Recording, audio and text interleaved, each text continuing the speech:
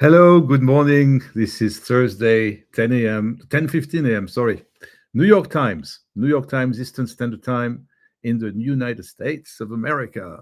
And welcome to all of you who are visiting and who are also watching You Change the World.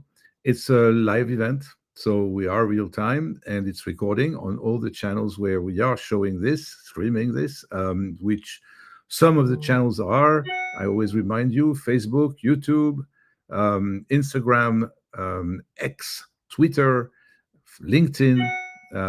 Those are the few. And also Spotify, Amazon podcast, and some more. And all of this to try to reach out to you and to share with you different messages that are really only about uh, development, leadership development. And leadership is a really good, strong, powerful word. But what does it really entails, right? What is leadership for? Why do we need leaders, in other words, and who are volunteering to take this kind of responsibility? There's a lot of contradictions out there.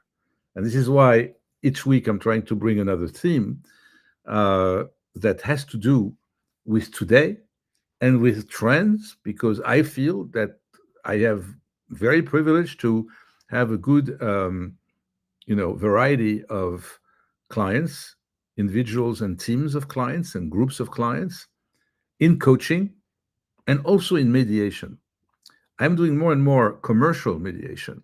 I used to do the divorce mediation. I'm so glad that I do more of the commercial now.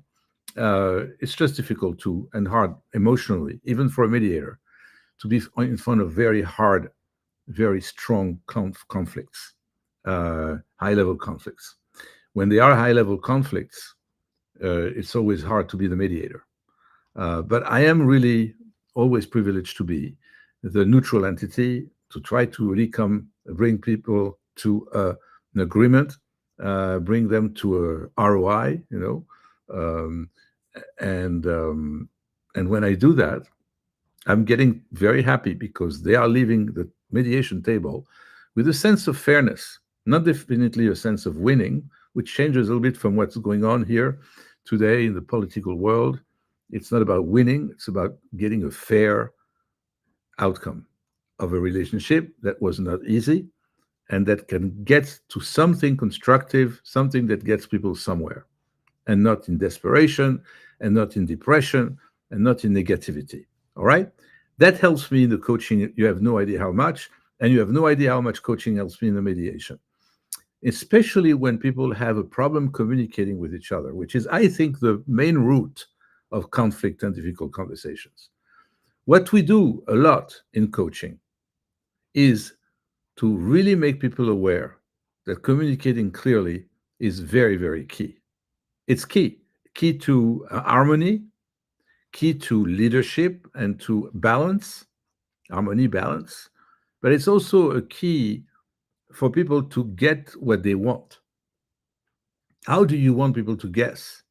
Or how do you want people to understand you if you're not thinking that you're talking to them, right? How much does it take me, or even in following up a session with an email, recapping, especially recapitulating all the different points that we made that are really concrete tips for people to use, technical tips for people to use in order to be present and understood, but especially for those who are very versed into their computers and into their internal self.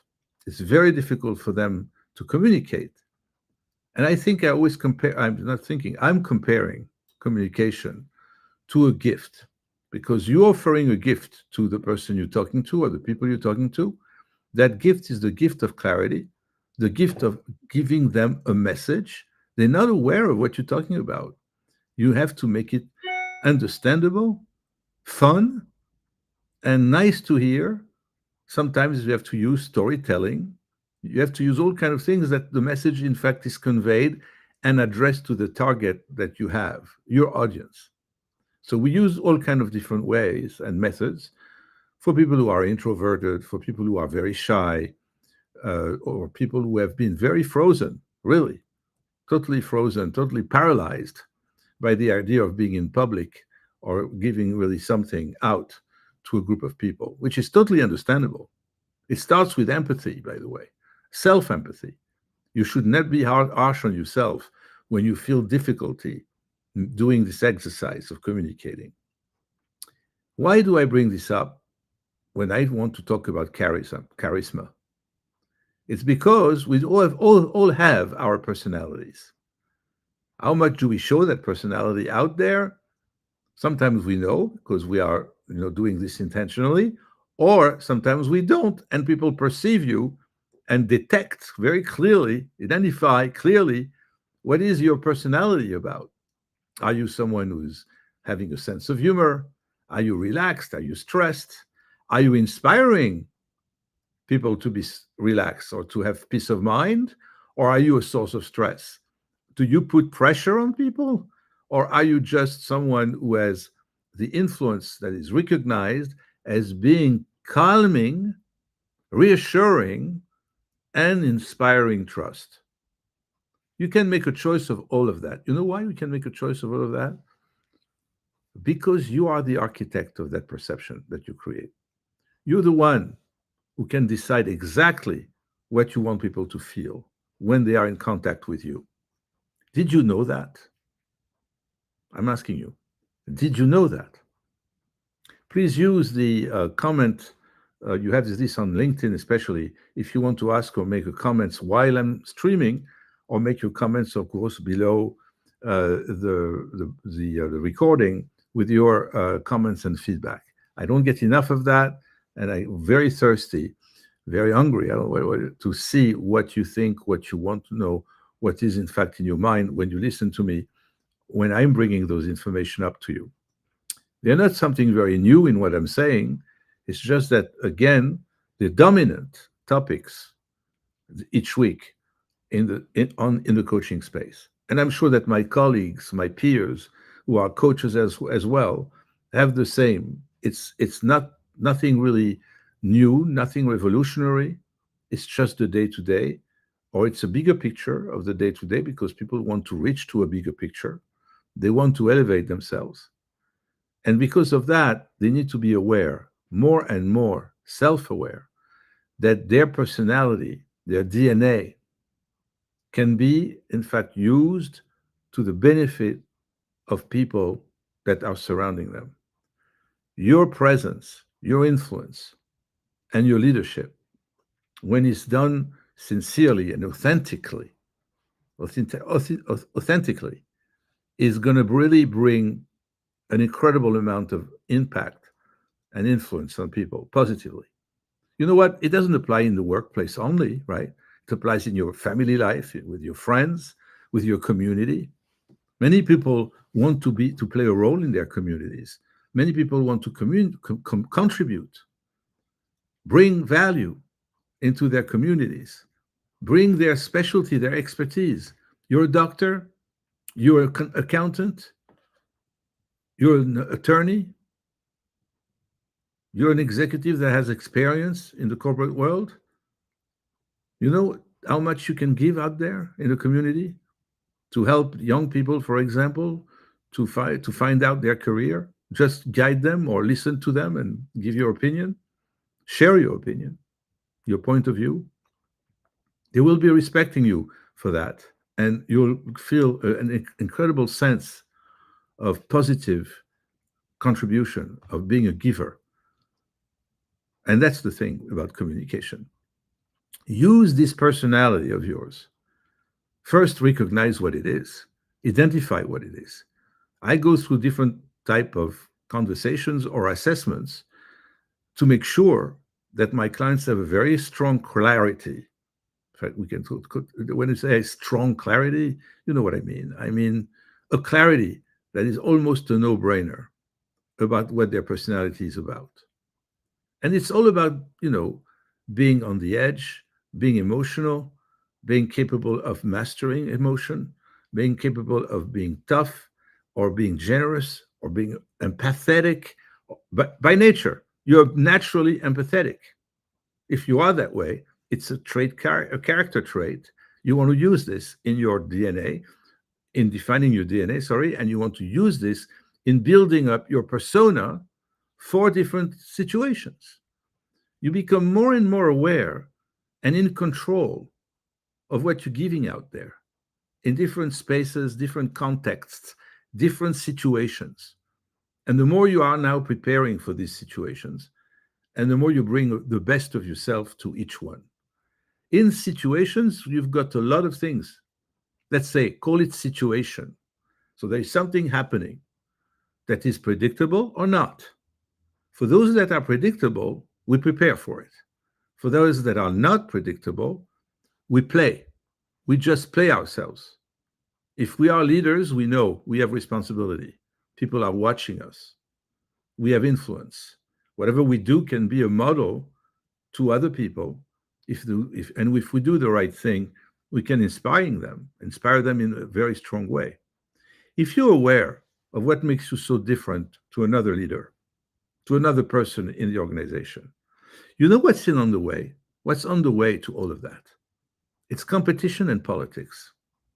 Competition because I'm wasting my time thinking that it's important for me to be better or to win a race that is just in my mind. Nothing to do with the reality. I'm just racing because I'm competitive. I need to win because this is the word. I want to be the winner. I don't want to be the loser. Who says that we are in a situation of win and lose and not in a situation of win-win? Who says that we're in a political situations when I need to now think about how to get my position there, visible here, open that door, forcing myself to be here or enforce myself, intruding myself into this meeting, all these political initiatives that for most do not have any relevance. It's just coming out of your interpretation of situations or just a shortcoming, something that in fact is in your negative side of your brain and brings you into the situation in an arrogant way, aggressive way, totally irrelevant, totally not applicable, that will only damage you and nobody else. Okay? All right, all of this is familiar to you, but I'm bringing them up in one and single, one encapsulated message is all of this is a waste. We need to focus when we leaders. Focus, focus, focus. Focus in our responsibilities. It's easier said than done, by the way. I'm not positioning myself as an advisor or a wiser person than you are. I'm just, again, using the experience of my clients and what I'm seeing and what I'm working on with them to know what's kind of trendy these days, what's coming up. It's a lot of stress, uncertainty out there.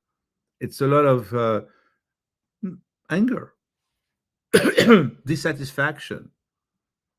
It's really a waste of time, a waste of energy, but it's especially a waste of mind because the mindset is not in the right place. Because people forget about themselves. They just disconnect from who? First, from themselves. You're looking in the mirror and you say, I want to connect with you. You are me. And I want to connect with you first, to the core of who you are. We cannot play a game here. It's the truth that we have to use. The truth, we can't play around unless we don't know ourselves at all. And we're such in a game that we believe in that game, like I don't know, how do you call this? When you believe your lies, when you lie and you believe what you do, you lie about. Mythomania, for example, I think it's called. And in French, it's mythomanie. So I translated it to an English word, mythomania. Mythomaniac or mythomania, meaning you believe what you make up.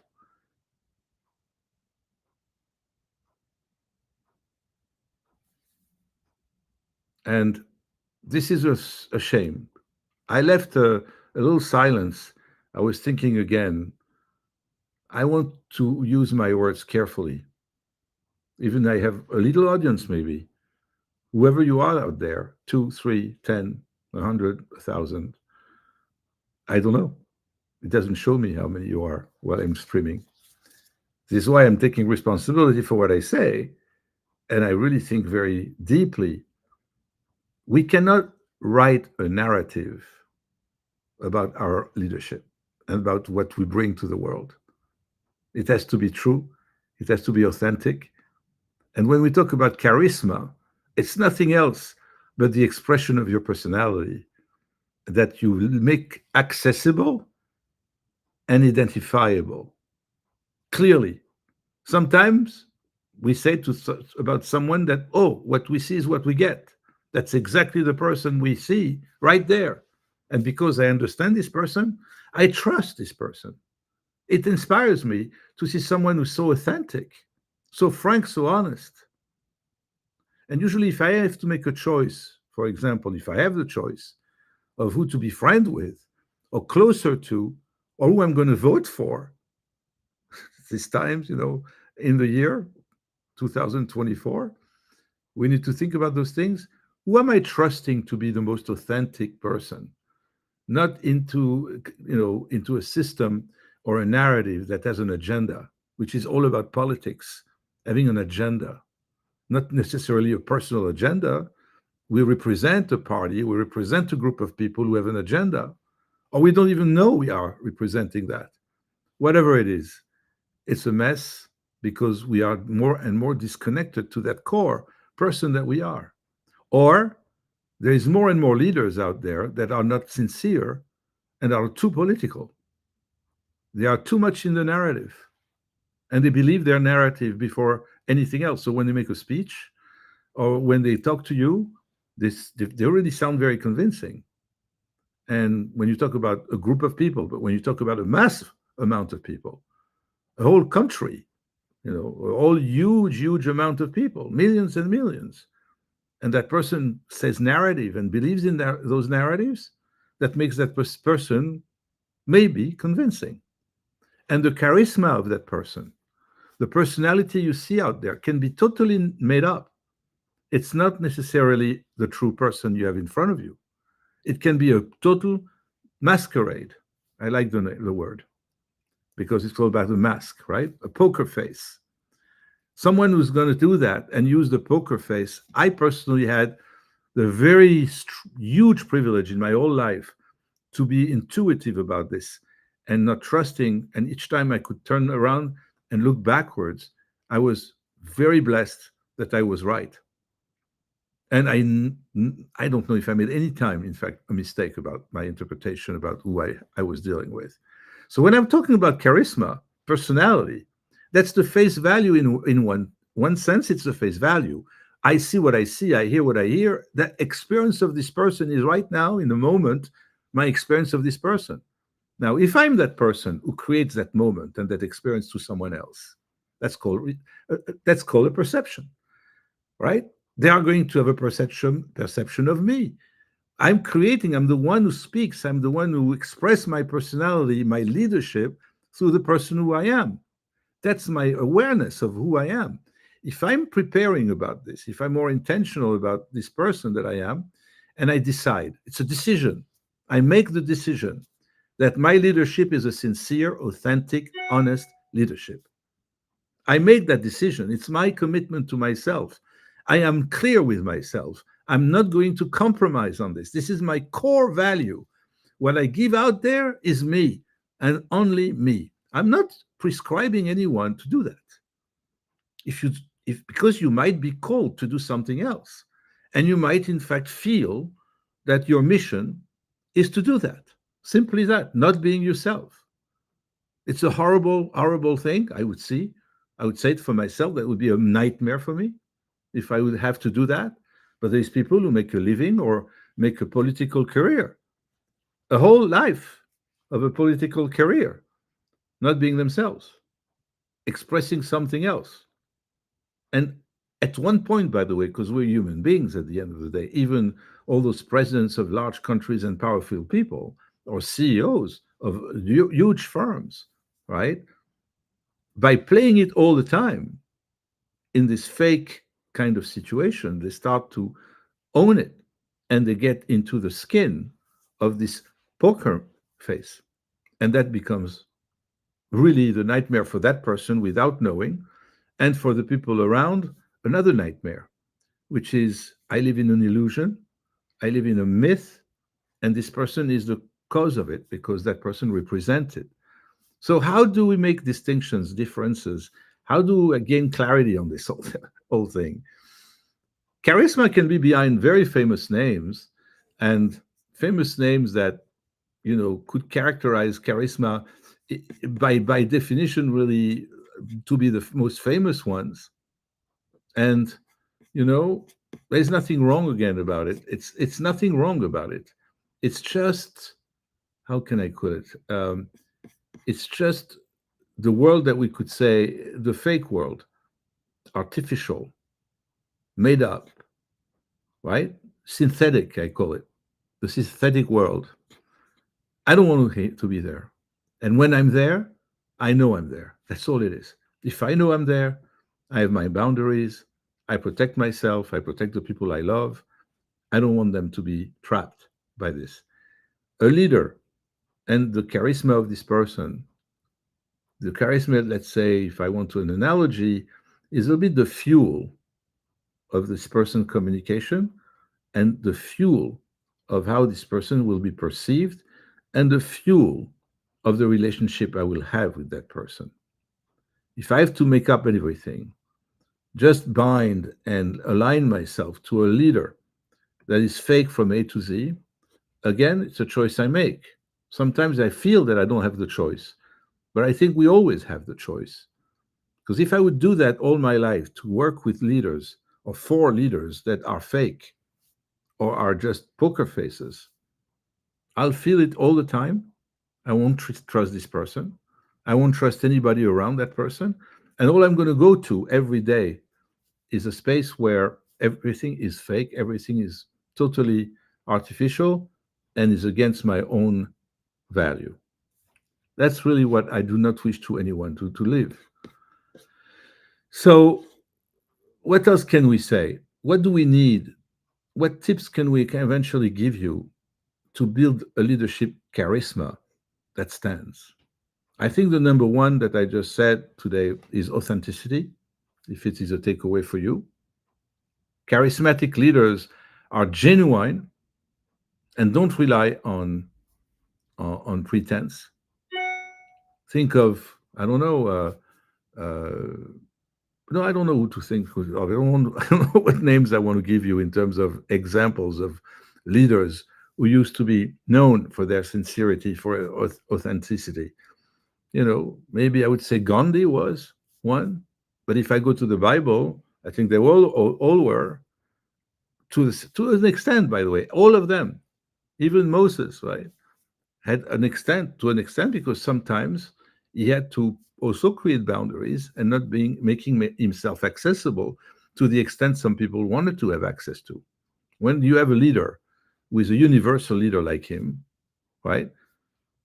Do you know that in the Bible it says that even his place of burial is not known? God himself buried him the day of his death, and it's a hidden location. Why? Because one of the reasons is that God didn't want people to do idolatry on him and go to his grave in a way that would have turned many people idolaters, because he was such a leader with such a magnitude of leadership. That's why the Bible explains why we don't know where Moses is buried. So I think it's an interesting example. Maybe I will stay with that one. The second tip I would probably give for this charisma for the next 5 minutes that we have left on this show today is active listening, because active listening is empathy, and it's the expression of empathy. I'm listening to you, and I show to you that I really listen to you. Sometimes it involves your bad body language. I listen to you, but it's also you sincerely acting like that. That you're going to ask questions if you don't understand. You care. I said that already, but I think I want to say it each time I have the opportunity to say it. The real root cause of trust is caring. If I care for you, I'm sure you're going to trust me. I'm not going to care for you because I want you to trust me.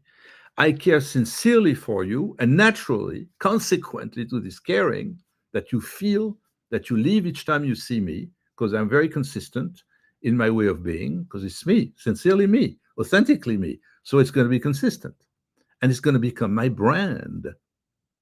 You're going to recognize me for who I am, and it's going to be the real me.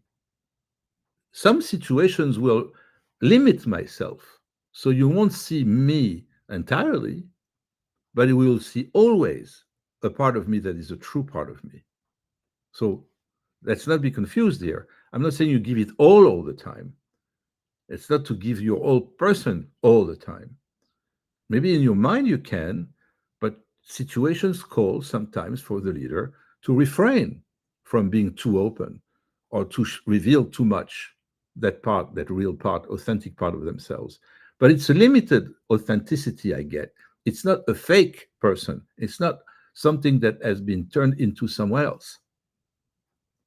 That would be really the dangerous place that I don't want to be here, to be in. So, active listening is a second tip I have for building that charisma. Third one, well, is confidence, but with humility. Again, I said always here, and in anything that I write on my posting or and when I coach someone, is that leaders, the most famous ones, again, bringing the Bible because it's the oldest text that we know, not because I would be more religious than you. It's just that it's a good resource. And over there, it shows kings that are very humble. King David, right? All these kings, the kings that were humble under God, really. These are the leaders that show humility, but confidence. Because if you're not confident in yourself, how can you inspire confidence? Finally, I would give the fourth tip to be, in fact, another two: emotional intelligence. Because a charismatic leader has a deep understanding of emotions, of human beings, of their own emotions and others. That's really, I think, what a person with strong charisma, clear charisma, owns. A huge asset for a leader is to help navigate challenges and connect with people on a deeper level, thanks to charisma. And finally, visionary. You share your vision through clear communication, and makes you a visionary. So I want to conclude by saying that I really trust you, that if you are listening to this and if you're watching this today, you are interested in improving and developing leadership and connect to yourself. If it's about you being the leader or if it's about understanding someone else leadership, those are the things that I think are most important today. Those are the things that have been with us all the time, that we need to connect to, that we need to internalize. And they are really reflections of truth, reflections of good communication, again, of executive presence, of awareness, self awareness, and of intentionality of what you want people to perceive you about, because you want that perception to be always positive. Otherwise, your leadership will have no impact or influence. So, this self awareness and this intentionality is part of the proactive side of your work when you go out there and you become visible. I hope that with that things that this little time together helped you or give you some inspiration. I will be here again next week, same time, same day.